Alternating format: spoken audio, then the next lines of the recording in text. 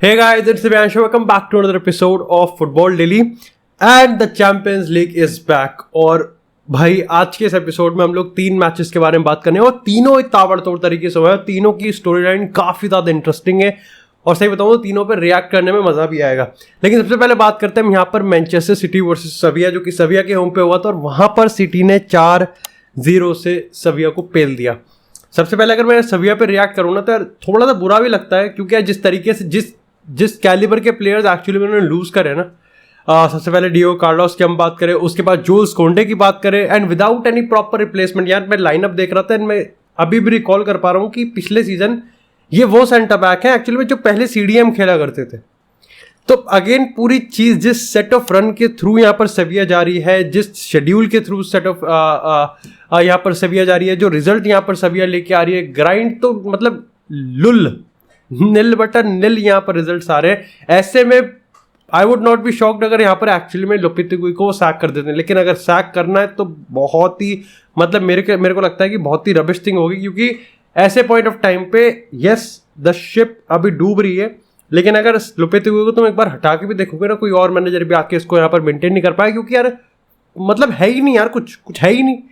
लेकिन अब बात करते हैं यहाँ पर मैच की, और देखो मैच अपने फैशन में स्टार्ट होता है। यहाँ पर सविया अपनी एक काफ़ी इंटरेस्टिंग लाइनअप के साथ आती है, एक इंटरेस्टिंग फॉर्मेशन के साथ आती है, सेटअप के साथ आती है, और पहले 5-10 मिनट तक बार को लगता भी है कि ठीक है सविया कुछ इंटरेस्टिंग गेम बना रही है। लेकिन मैनचेस्टर सिटी का क्या है यार कि मैनचेस्टर सिटी ना थोड़ा टाइम लेती है गेम का ग्रिप पकड़ना। उनको यही नहीं है कि उनको 3 शॉट चाहिए, 4 शॉट चाहिए, 5 शॉट चाहिए ना, उनका है अपना एक क्राइटेरिया, वो फिल्टर लगाते हैं दबा के। उनको चाहिए 70 से ज़्यादा पोजीशन, 12 से ज़्यादा शॉट, 3 से ज़्यादा गोल, जिसमें एक केविन डी ब्रुयने का असिस्ट भी आना चाहिए, अब अर्लिंग हालैंड का गोल भी आना चाहिए। तो ये सारे फिल्टर लगा के तब जाके उनका मैच एक सक्सेसफुल रहता है। और आज वो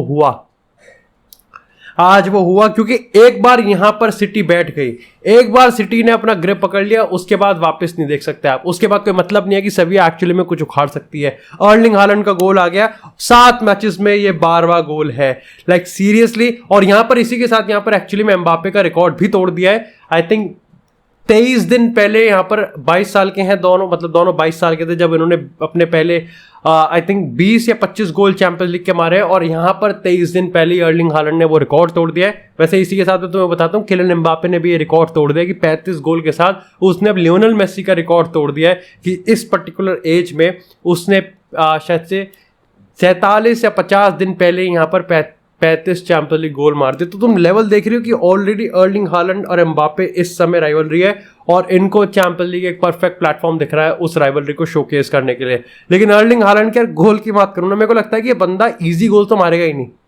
इस बंदे को कभी टांग उठानी है, कभी बंदा हवा में उड़ रहा है, इसको सही बताऊँ कोई मिल गया वाली कसौली टाइगर्स की टीम देख के याद आती है मुझे।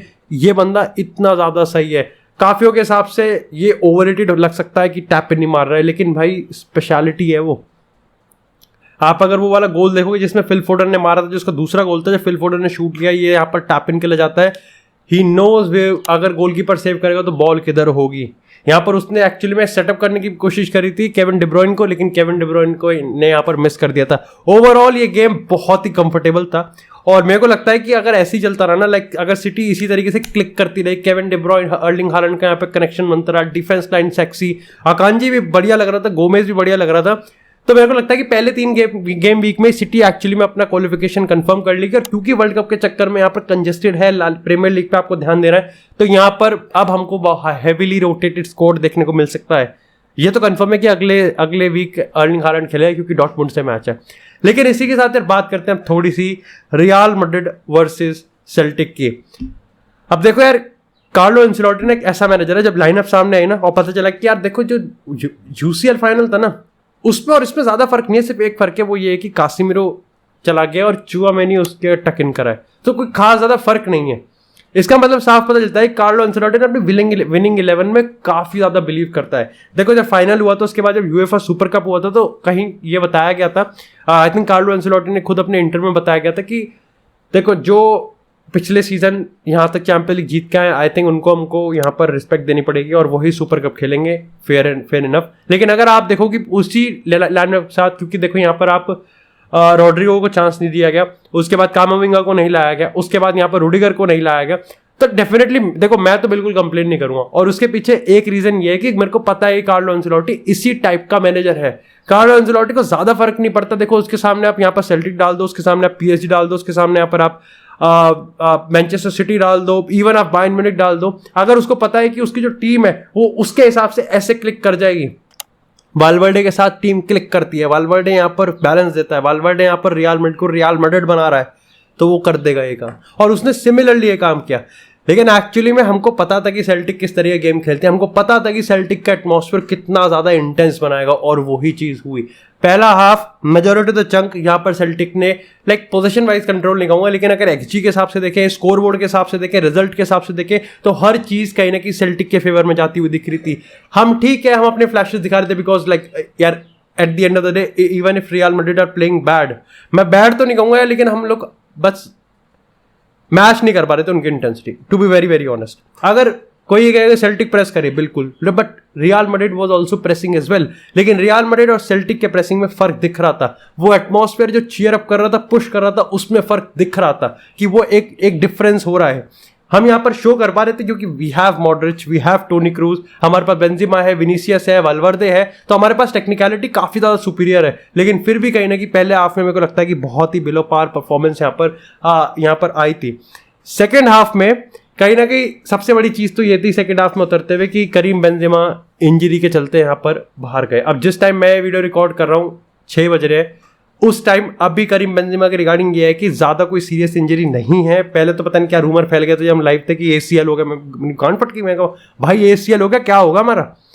लेकिन अभी कहीं ना कहीं ये है कि करीम बेंजेमा को एक माइनर इंजरी है, ज्यादा टाइम नहीं लगेगा before he will be back into the starting 11। अब ऐसा है कि करीम बेंजेमा को इंजरी यार देखो कहना नहीं चाहिए, लेकिन होना ही था, बिकॉज इतना ज्यादा लाइक उसको यूज किया था, इतना ज्यादा कंसिस्टेंट बेसिस पे उससे लाइक एक्सपेक्ट किया था। पिछले सीजन में आई थिंक उसने 8-10 गेम हमारे फैटिक की बात करें या फिर इंजरी की बात करें यहाँ पर मिस करे थे।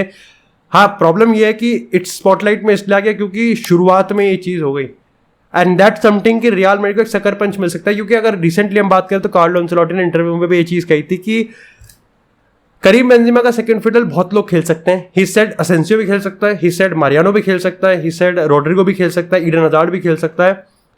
लेकिन फर्क तो यार वही है ना, खिलाने को तो आप किसी को भी स्लॉट इन कर दो, लेकिन कोई करीम बेंजेमा को रेप्लिकेट कर पाएगा? या फिर अगर करीम बेंजेमा को एक बार को रेप्लिकेट ना भी करना और कोई अपनी यूनिक आइडेंटिटी लेके आए गेम में, तो क्या वो एक्चुअली में रियल मैड्रिड को वो एक डिजायर्ड और प्रिफर्ड रिजल्ट ला के दे सकता है, जो कि हम एक्सपेक्ट करते हैं एक second fiddle at Real Madrid से। अब यहां पर कार्लो एंसेलोटी ने सेलेक्ट किया ईडन हजार्ड को। देखो ईडन हजार्ड के शुरू के कुछ 10-15 मिनट तो देखो बेकार थे, एंड आई थिंक आपको देखो आप अंदर से नेचुरल आ जाता है कि आप जज करोगे उसको, क्योंकि it's a Champions League match, you are Champions League winners, आप टाइटल होल्डर्स हो, है ना, आप रियल मैड्रिड हो, रियल मैड्रिड आपको वैसी ऊपर नीचे का फीलिंग देती रहती है। और करीम बेंजेमा इंजर्ड हो चुका है, गेम आपके हिसाब का जा नहीं रहा है, आप अवे स्टेडियम में खेल रहे हो, एटमॉस्फेयर इतना कड़क है, इतना वाइब्रेंट है, तो कहीं ना कहीं आप नेचुरली आप उसको जज करोगे। लेकिन फिर भी एक सेंसेबल एक लॉजिकल आर्ग्यूमेंट ये आ रहा था कि यार इस बंदे को ना बहुत ही अननेचुरल टाइम पे आप लेके आए हो, उसको खुद को भी नहीं पता होगा यार, ये तो किसी को भी नहीं पता होगा करीम बेंजेमा इंजर्ड हो जाएगा तो मैं यहाँ पर स्लॉट इन करने वाला हूँ और मेरे को एकदम से परफॉर्म करना पड़ेगा। बट द मोमेंट यहां पर जिस तरीके से सेकंड हाफ हुआ, सेकंड हाफ के बाद जिस तरीके से रियल मैड्रिड ने जेल अप करना स्टार्ट किया, ईडन हजार्ड ने खुद अपने आप को गेम में इन्वॉल्व किया। ईडन हजार्ड ने खुद यहां पर वो जो रन था ना, मेरे को एक बार को सही में बहुत गुस्सा आने वाला था, because like there was clear रास्ता कि भाई पास दे डोंट, लेकिन उसने इवेंचुअली पास दे दिया मॉड्रिच को, और फिर मॉड्रिच ने तो भाई क्या ही गोल मारा यार। अब देखो अगर एक मैच में मॉड्रिच का आउटसाइड ऑफ द फुट अगर डिस्कशन में ना आए, टॉपिक ना बने, ट्रेंड ना हो, तो मजा थोड़ी आता है। मैंने बताया ना सिटी का एक फिल्टर होता है, ऐसी मैड्रिड का भी एक फिल्टर है, हार्ट अटैक देना, है ना, कुछ ऐसे मोमेंट्स देना जिसमें ऐसा लगता है कि जी फट गई। उसके बाद मॉड्रिच का outside of the foot, Asensio का लॉन्ग रेंजर, विनीसियस का 90 में से 45 मिनट बॉल के साथ खेलना, तो वो ये सारे फिल्टर्स है जो कि रियल मैड्रिड करते हैं। लेकिन ओवरऑल कहीं ना कहीं गेम बहुत एंटरटेनिंग था। उधर से पता चला कि शाख्तार ने लाइप्जिग को हरा दिया, मैंने देखा नहीं है, लेकिन ठीक है, शाख्तार है तो शाख्तार तो करेगी। देखो शाख्तार को चैंपियंस लीग में 2-3 गेम तो स्कोप में दे देने चाहिए कि जहां पर उनका बोलबाला चल सकता है। लेकिन इसी के साथ यार अब बात करते हैं यहां पर पीएसजी वर्सेस यूवेंटस की। वैसे ईडन हजार्ड का पहला गोल भी आ गया था, अब याद आया मेरे को, मैं उस पर डिस्कस करना भूल गया। भाई इट्स इमोशनली मैं कहूँगा कि रियल मैड्रिड फैंस ने इमोशनली कनेक्ट करा होगा। आप ये देखो कि लाइक आफ्टर ऑल वो हमारा डेम्बेले यार, वो हमारा Dembélé, like just like Dembélé कितना इंजरी प्रोन रहा हो, कितना वैसा रहा हो, लेकिन बार्सिलोना फैंस हमेशा उसके साथ खड़े रहे।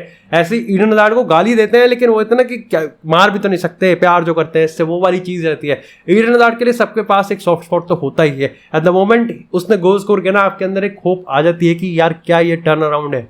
हम ज़्यादा एक्सपेक्ट नहीं करते ईडन हज़ार्ड से, लेकिन द मिनिमम इसकी वो हैप्पी फील करे भाई, वो रियल मैड्रिड के इस सीजन में कंट्रीब्यूट करे, और उसकी जरूरत पड़ने वाली है। खैर नंबर 7 ने गोल मारा, अच्छा भी लगा। इसी तरह बात करते हैं PSG वर्सेस यूवेंटस की। भाई ये मैच ना वियर्ड था, जो कि नहीं होना चाहिए था। इस मैच में यूवेंटस ने कंसोलेशन गोल मारा है, जो कि नहीं मारना चाहिए था। इस मैच में PSG ने 2 गोल मारे हैं, जो कि कम मारे हैं। 4 गोल तो लगने चाहिए थे। इस मैच में एम्बापे ने सेल्फिश खेला, जो कि हाँ नहीं खेलना चाहिए था, बट फिर भी खेला। अब देखो यार, भी जोक्स अपार्ट, सीरियसली मैं तुमको बताऊं तो यूवेंटस ने अच्छा खेला। अब तुम कहोगे अबे कौन सा मैच देख के आया है। अब देखो यार, अच्छा खेला कंपैरेटिवली जो मैं एक्सपेक्ट कर रहा था। Massimiliano Allegri is a type of manager जो कि मेरे को पसंद नहीं है उसका गेम से। He is a very very like slow mover. वो ना, वो पहले पिटता है, उसके बाद एक्ट करता है। जब मोमेंट यूवेंटस ने ये गेम स्टार्ट हो ना, 5 मिनट के अंदर मेसी, नेमार, एम्बापे ने दिखा दिया इनका कच्चा फाड़ देंगे हम, ये खत्म है, ये टीम खत्म है। उसके ऊपर से विटिनिया, उसके ऊपर से बैकलाइन, PSG ऊपर से नीचे तक इनको फाड़ देगी लिटरली, हर एक तरीके से। फिजिकल एस्पेक्ट में ले लो आप, मेंटल एस्पेक्ट में ले लो आप, उस रिदम के बात ले लो, उस एनवायरनमेंट की, उस ऑरा की, उस वाइब की, हर एक कैटेगरी में कहीं ना कहीं PSG पहले 5 मिनट के अंदर ही बता दिया था कि ये फाड़ेगी। एम्बापे ने 2 गोल मारे, बहुत ही बेहतरीन गोल मारे एम्बापे ने, बहुत ज्यादा बेहतरीन गोल मारे। और पहले वाले गोल में तो मेरे को लगता है कि वो जो नेमार का फ्लिक था ना, दैट जस्ट शोज कि मेसी, नेमार, एम्बापे, ये 3 ऐसे कलाकार है ना, ये 3 ऐसे प्लेयर हैं जिनको मोमेंट्स चाहिए क्रिएट करने के लिए, जिनको गेम बदलने के लिए ना सिर्फ 3 पास चाहिए। और आई थिंक इफ एम्बापे ने जो एक मिस भी करा था, जिसमें नेमार ने फ्लिक करा था, मेसी ने 1 टच पास करा था, और यहां पर एम्बापे ने मिस कर दिया था। बट अगेन यार पता है, एक मैं चीज करूंगा कि एम्बापे का एक गोल आया था, उसके पिक्चर भी मैं तुमको शो कर दूंगा स्क्रीन पे, जहां पर वो नेमार को पास कर सकता था and it could have killed the game straight away. 3-0 हो जाता, गेम खत्म। यूवेंटस का कंसोलेशन गोल भी नहीं आया था, but he goes for a hat trick. अब क्या ये गलत है? अब देखो यार, काफी लोगों को सुनने में अजीब लगेगा, बट ये गलत नहीं है। मैं तुमको रीजन बताता हूँ। बिकॉज देखो यार, Mbappe is out and out goal scorer, वो सेल्फिश ही है। लाइक तुमको क्या लग रहा है कि आज सामने निकल के आए? नहीं, he is that kind of player जो कि खुद के लिए गोल स्कोर करेगा। He is selfish. लेकिन अब दिक्कत ये हो रही है कि क्योंकि वहां पर मेसी ऑलरेडी आ गया है ना, एक सीजन से। नेमार, जब नेमार था तब भी था ये, तब भी इतना ही था।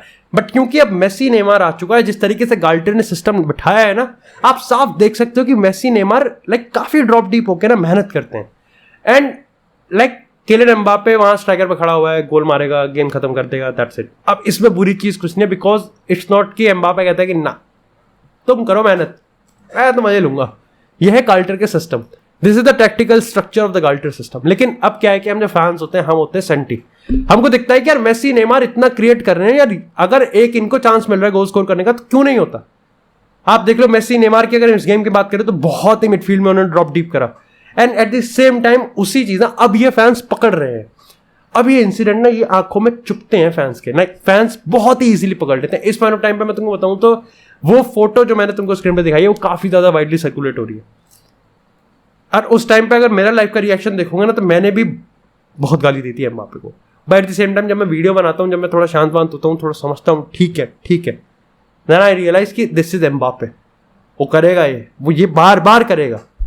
और नेमार के चेहरे पे फ्रस्ट्रेशन होती है ना, वो शो भी करती है कि यार ठीक है तू, यू आर एम्बापे, तू स्ट्राइकर है, बट ठीक है, तू ऐसे चांसेस में तो तू असिस्ट कर ही सकता है ना। लेकिन यहां पर एक चीज PSG की मेरे को बहुत ज्यादा अच्छी लगी इस पूरे गेम स्टाइल में, that is Sergio Ramos. Sergio Ramos भाई, when he left Real Madrid, मुझको like I was in tears. Like मैं, होता ना, तोड़ दिया था दिल, किसी ने ऐसे पत्थर मार दिया था। बट व्हेन आई सॉ कि उसको पीएसजी में और बू किया जा रहा है, पीएसजी में उसकी और गांड दी जा रही है just because he is injury, वो इंजरी से बाहर नहीं आ रहा। ऐसा भी हो सकता था शायद से म्यूचुअली कॉन्ट्रैक्ट टर्मिनेट हो रहा है। वहां से लेके आज जो मैं एल कैपिटानो को देख रहा हूं ना, लाइक सीरियसली वो टो टू टो मार्किनियोस और किम्पेम्बे के साथ चल रहा है। उसमें वो फिटनेस लेवल, उसमें वो एथलेटिज्म, हर एक चीज टॉप नॉच है और ये देखने में अच्छा लगता है। डोनारुमा की बात करूं तो यार वो बंदा आपको बता देता है कि why he is definitely one of the best goalkeeper, but at the same time जिस तरीके से गोल कंसीड किया है आपको ये भी दिखाया देता है कि यार कैपा इसको रिप्लेस कर सकता है। To be very honest with you, इसको मेंडी भी रिप्लेस कर सकता है। ऐसे गोल कभी कभार कंसीड करता है जहां के मेरे को लगता है कि आदमी खिसियाया हुआ है क्या, कंफ्यूज है क्या आदमी थोड़ा सा। बट दिस इज लाइक ये स्ट्रक्चर है, ये पैटर्न है डोनारुमा का। जैसे शेज़नी का एक पैटर्न हुआ करता था, मैं उसको यूवेंटस में फॉलो करता था ना 3 साल में रोनाल्डो हुआ था, तो शेज़नी का एक पैटर्न हुआ करता था, वो भी ऐसी गान मस्ती करता था 3-4 गेम में। और कुछ गेम तो ऐसे खेलता था वो जिसमें ऐसा लगता था भाई साहब मतलब आर्सेनल चूतिया इसने बेच दिया इसको। लेकिन कुछ गेम ऐसे खेलता था वहां लगता था यार आर्सेनल को हार पहनाओ, बेच दिया इसको।